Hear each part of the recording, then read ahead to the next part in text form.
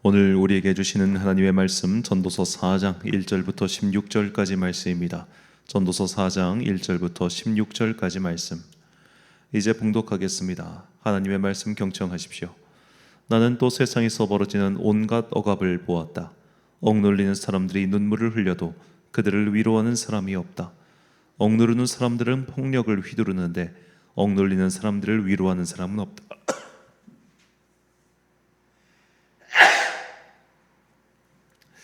그래서 나는 아직 살아 숨쉬는 사람보다는 이미 숨이 넘어가 죽은 사람이 더 복되다고 말하였다. 그리고 이 둘보다는 아직 태어나지 않아서 세상에서 저질러지는 온갖 못된 일을 못 본 사람이 더 낫다고 하였다. 온갖 노력과 성취는 바로 사람끼리 갖는 경쟁심에서 비롯되는 것임을 나는 깨달았다. 그러나 이 수고도 헛되고 바람을 잡으려는 것과 같다. 어리석은 사람은 팔짱을 끼고 앉아서 제 몸만 축낸다고 하지만 적게 가지고 편안한 것이 많이 가지려고 수고하며 바람을 잡는 것보다 낫다. 나는 세상에서 헛된 것을 또 보았다. 한 남자가 있다. 자식도 형제도 없이 혼자 산다. 그러나 그는 쉬지도 않고 일만 하며 산다. 그렇게 해서 모은 재산도 그의 눈에는 차지 않는다. 그러면서도 그는 가끔 어찌하여 나는 즐기지도 못하고 사는가? 도대체 내가 누구 때문에 이 수고를 하는가 하고 말하니 그의 수고도 헛되고 부질없는 일이다. 혼자보다는 둘이 더 낫다. 두 사람이 함께 일할 때에 더 좋은 결과를 얻을 수 있기 때문이다. 그 가운데 하나가 넘어지면 다른 한 사람이 자기의 동물을 일으켜 줄 수 있다. 그러나 혼자 가다가 넘어지면 딱하게도 일으켜 줄 사람이 없다. 또 둘이 누우면 따뜻하지만 혼자라면 어찌 따뜻하겠는가? 혼자 싸우면 지지만 둘이 힘을 합하면 적에게 맞설 수 있다. 세 겹줄은 쉽게 끊어지지 않는다. 아무리 나이가 많아도 신하의 직언을 듣지 않는 왕은 어리석다. 그보다는 가난할지라도 슬기로운 젊은이가 더 낫다.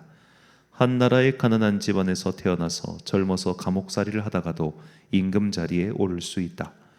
내가 보니 세상에서 살아 움직이는 모든 사람이 왕의 후계자가 된 젊은이를 따른다. 한 왕이 다스리는 백성의 수가 셀 수 없이 많다 하여도 그가 물러나면 어느 누구도 그의 업적을 찬양하지 않으니 왕으로서 통치하는 것도 헛되며 바람을 잡으려는 것과 다를 바 없다. 아멘. 반려가 필요한 사람들이란 제목으로 하나님의 말씀 선포하겠습니다. 요즘에는 다들 반려동물이라고 말하지만 예전에는 애완동물이라고 불렀죠. 자, 이 애완과 반려라는 단어는 아예 개념 자체가 다릅니다. 자, 애완이란 동물이나 물품 따위를 가까이 하고 아낌이라는 뜻이라면 반려란 짝이 되는 동물을 뜻합니다. 자, 근본적인 질문을 던져봐야죠.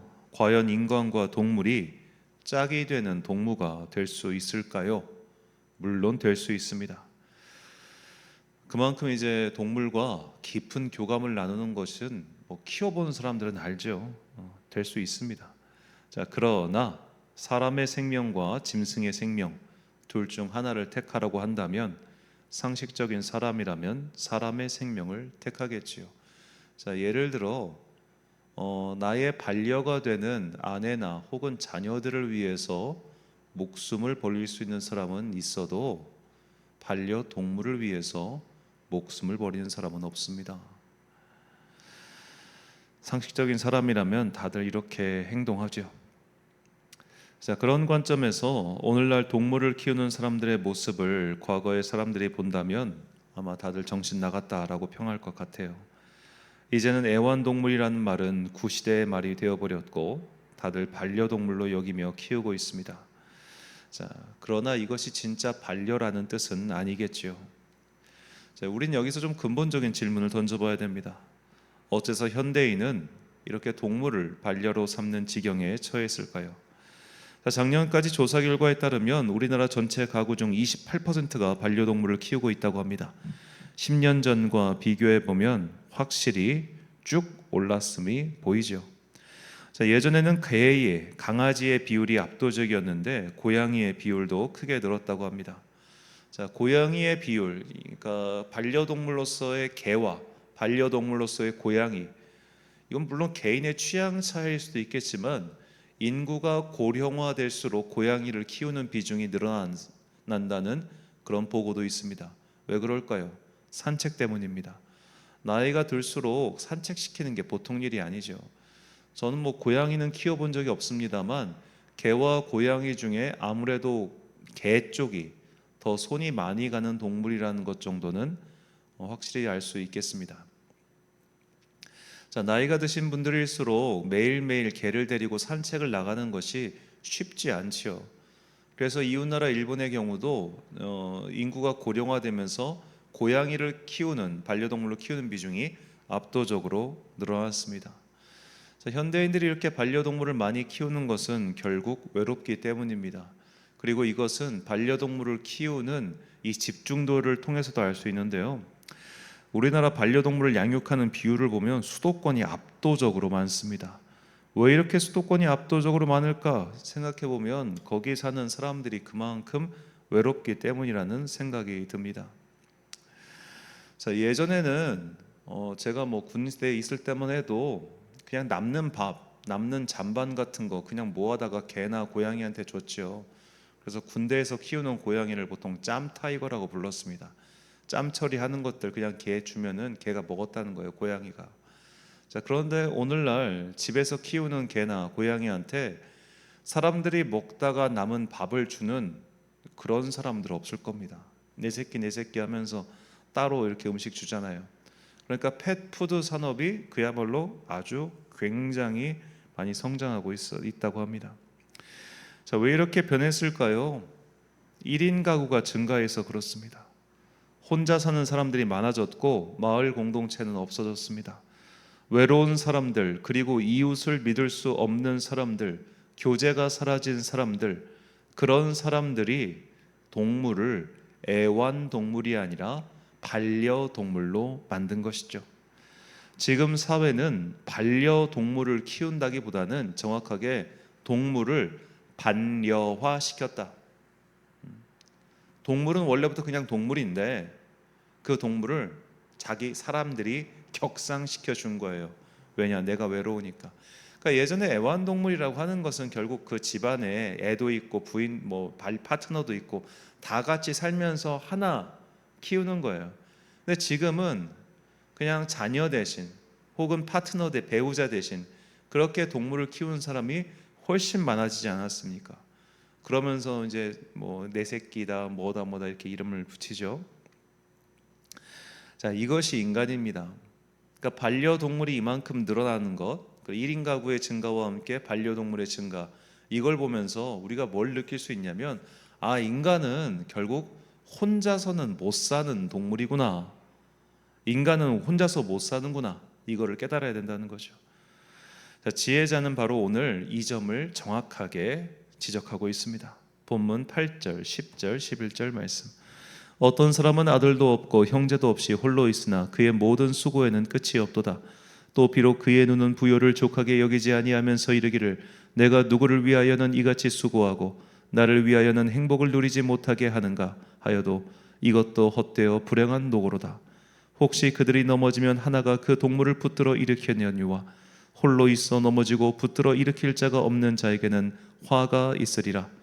또 두 사람이 함께 누우면 따뜻하거니와 한 사람이면 어찌 따뜻하랴. 아멘. 자, 이 8절부터 13절까지 히브리의 지혜자는 분명하게 말하고 있습니다. 혼자 사는 건 힘들다고 말이죠. 자, 그래서 하나님께서도 사람이 홀로 지내는 것이 보기 좋지 못하다고 처음부터 말씀하셨지요. 그리고 여러 생명체를 창조하셨습니다. 창세기 2장 18절부터 20절까지 말씀입니다. 여호와 하나님이 이르시되 사람이 혼자 사는 것이 좋지 아니하니 내가 그를 위하여 돕는 배필을 지으리라 하시니라. 여호와 하나님이 흙으로 각종 들짐승과 공중의 각종 새를 지으시고 아담이 무엇이라고 부르나 보시려고 그것들을 그에게로 이끌어 가시니 아담이 각 생물을 부르는 것이 곧 그의 이름이 되었더라. 아담이 모든 가축과 공중의 새와 들의 모든 짐승에게 이름을 주니라. 아담이 돕는 배필이 없으므로. 아멘. 자, 하나님께서는 이렇게 돕는 배필을 짓겠다라고 결정하시고 흙으로 짐승과 새를 만드셨습니다.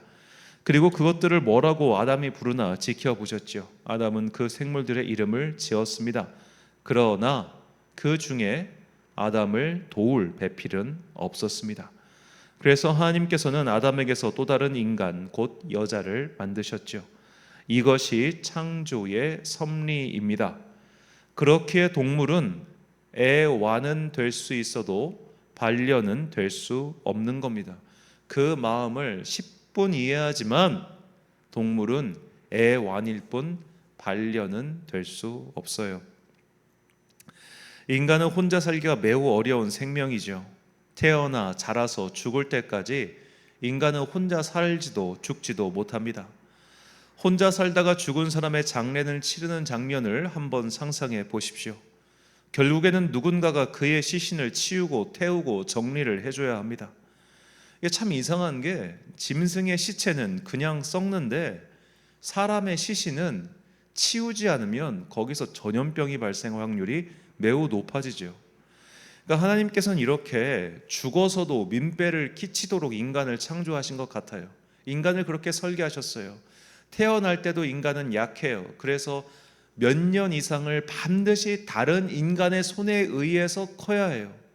죽을 때도 마찬가지예요. 인간이 그냥 죽고 나면 아무 상관없어 그렇게 말하겠지만 그가 죽고 난 자리에서 거기서 전염병이 펴져서 다른 사람이 죽는 일이 생기기 때문에 인간은 시신 처리에 옛날부터 지금까지 되게 민감했어요. 이것을 풍장을 하든 조장을 하든 매장을 하든 상관없이 왜 이렇게 인간의 역사에서 다양한 매장법, 다양한 시신 처리법, 그리고 장례 예식이 발생했을까 좀 생각해 보면 물론 사후 세계에 대한 어떤 공포감 때문이기도 하겠지만 인간의 시신 자체가 짐승의 시체와는 다르게 곱게 썩는 경우가 없더라는 거예요. 반드시 말썽을 일으켜요. 주변을 오염시키고. 자, 다른 말로 하면 주님께서는 우리가 혼자서 살다가 혼자서 죽게끔 그렇게 설계를 하지 않으셨다는 겁니다. 그래서 결혼을 하고 자녀를 낳고 그렇게 가정을 꾸리는 것이 평범하고 원만한 방법이지요. 그러나 반드시 결혼을 해야 한다고 말하는 것 또한 성경의 메시지는 아닙니다. 바울부터 시작해서 기독교 역사상 혼인을 하지 않은 경우는 셀 수 없이 많습니다. 결혼을 선택하지 않을 수 있습니다.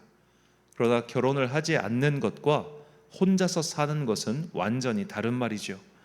그리스도인은 비혼을 선택할 수 있습니다. 그러나 그리스도인은 혼자서는 살지 않습니다. 곧 교회의 일원이 되어 산다는 것이죠. 우리는 반드시 인간 공동체 안에서 살아야 합니다. 특히 그리스도인은 교회의 일원으로 살아야 합니다. 그것이 그리스도의 몸의 한 부분, 곧 지체로서 살아가는 방법입니다. 우리는 예수 그리스도께서 세우신 성례전을 통해 교회의 일원이 되고 예배를 통해 믿음을 전수받고 또 유지합니다. 교회 밖으로 나간 개인 그리스도인이 한 세대를 넘기도록 신앙을 유지한 사례는 사실 없습니다.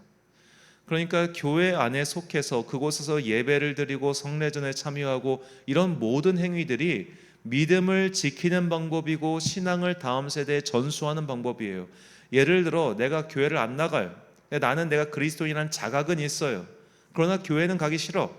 그럼 그런 사람이 자기 믿음을 자녀에게 혹은 주변에게 전할 수 있겠습니까? 불가능합니다.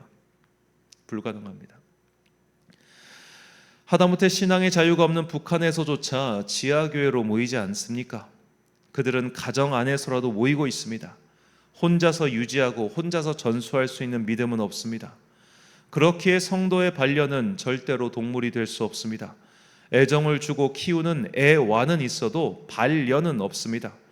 성도의 반려, 성도의 동반자는 혼인제도로 묶인 반려자이거나 그리스도의 몸의 지체로 불러주신 교회 안의 동료들이거나 무엇보다도 궁극적으로 우리의 신랑 되시는 예수 그리스도이시죠.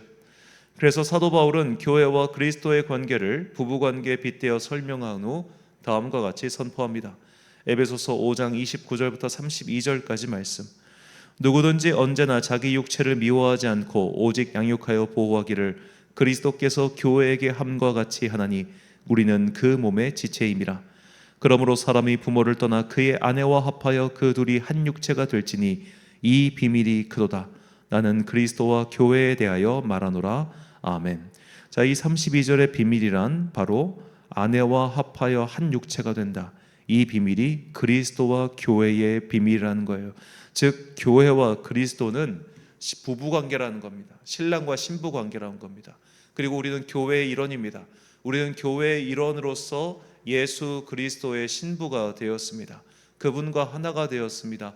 그분이 바로 우리의 반려자이십니다. 그래서 성경은 혼인관계에 통한 반려자, 교회라고 하는 그거에서 만나는 믿음의 동무라고 하는 반려자, 그리고 예수 그리스도라는 궁극적 반려자, 이 세 가지가 우리의 삶의 반려자임을 분명히 선언하고 있죠. 사랑하는 천안 광성교회 성도 여러분, 그리고 이 새벽을 함께 깨우고 계신 귀한 주님의 자녀 여러분, 전도서 저자의 말처럼 인간의 특성이란 시대가 변해도 달라지지 않습니다. 인간은 여전히 혼자 살지 못합니다. 그래서 반려, 함께하는 존재가 필요합니다.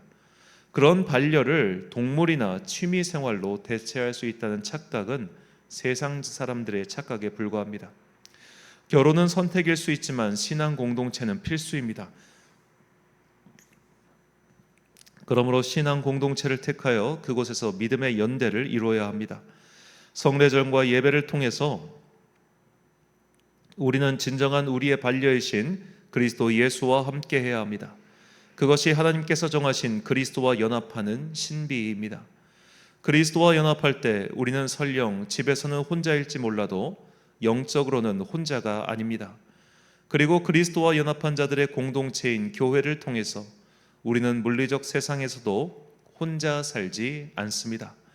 진정한 교회의 공동체는 혈연가족 공동체보다 끈끈하고 아름답지요. 그 어떤 믿음의 사람들도 혼자 살다 혼자 죽은 사람은 없습니다. 우리의 진정한 반려이신 예수 그리스도와 그분의 몸을 이루는 교회의 일원이 되어 허망한 것들, 사라질 것들을 반려로 삼으려고 하는 안타까운 세상 풍조를 따라가지 않는 슬기로운 주의 자녀들이 되시길 예수님의 이름으로 축원합니다. 기도하겠습니다. 사랑과 은혜가 충만하신 아버지 하나님, 허망한 것들을 나의 인생의 동무로 삼고 사는 사람들이 많이 있습니다. 그런 것에 마음을 주는 것, 그것은 이해할 수 있으나 그런 것 때문에 인생까지 망가뜨리는 안타까운 인생들이 참 많습니다. 주님, 그들의 어긋난 마음을 성령님께서 치유하여 주옵소서. 그리하여 그들의 삶의 위치와 그 자리가 바르게 세워지게 하시고 그런 바르게 세워진 위치를 통하여 그들의 삶이 회복될 수 있도록 주님 은총 베풀어 주옵소서. 오늘도 육신의 질병과 그리고 인생의 여러 가지 어그러진 일들 때문에 괴로워하는 영혼들이 많사오니 영혼을 치유하시는 주님, 그들에게 은혜를 베풀어 주옵소서. 한 주간이 중간인 수요일입니다. 오늘은 우리나라 헌법이 제정된 제헌절입니다. 헌법에 수록된 참으로 좋은 그 정신들을 일반 국민에서부터 백성들의 지도자들까지 잘 지키고 가꾸어가는 아름다운 주의 나라 되게 하여 주옵소서. 갑자기 다시 시작된 이 장마의 비로 인해서 힘겨워하는 사람들이 있사오니 이 무더위와 습기로부터 우리를 지켜주시고 당신의 자녀들이 지치지 아니하도록 오늘도 그들의 무릎과 허리에 새 힘을 내려 주옵소서. 오늘 하루도 참 좋으신 우리 주님의 은총과 평강이 모든 성도들과 함께 하시기를 간절히 소망하오며 이 모든 말씀 우리 구주 예수 그리스도의 이름으로 기도드립니다. 아멘. 오늘의 기도 제목입니다. 우리의 진정한 반려자는 예수 그리스도이십니다. 외롭고 힘들고 지쳤을 때 나의 반려자이신 예수님께 이 손을 꽉 잡고 함께 인생길을 걸어가 달라고 간구하십시오. 오늘 주신 기도의 제목 가지고 기도와 묵상에 힘쓰는 하루 되시길 바랍니다. 기도하겠습니다.